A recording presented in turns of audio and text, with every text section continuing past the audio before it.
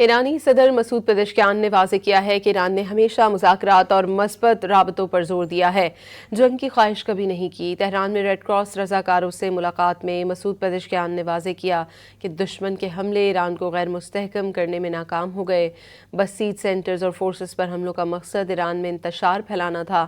ایرانی عوام سڑکوں پر نکلنے کے بجائے دشمن کے خلاف ڈٹ گئے۔ ایران کے شہری مقامات پر بمباری عالمی قوانین کی سنگین خلاف ورزی ہے۔ امریکہ اور اسرائیل نے ایران میں اسکولوں اور اسپتالوں کو نشانہ بنایا۔ ایران نے ہمیشہ مذاکرات پر زور دیا، کبھی جنگ کی خواہش نہیں کی۔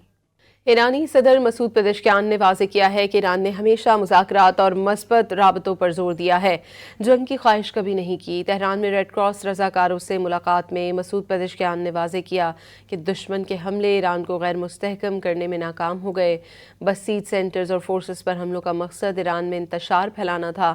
ایرانی عوام سڑکوں پر نکلنے کے بجائے دشمن کے خلاف ڈٹ گئے۔ ایران کے شہری مقامات پر بمباری عالمی قوانین کی سنگین خلاف ورزی ہے۔ امریکہ اور اسرائیل نے ایران میں اسکولوں اور اسپتالوں کو نشانہ بنایا۔ ایران نے ہمیشہ مذاکرات پر زور دیا، کبھی جنگ کی خواہش نہیں کی۔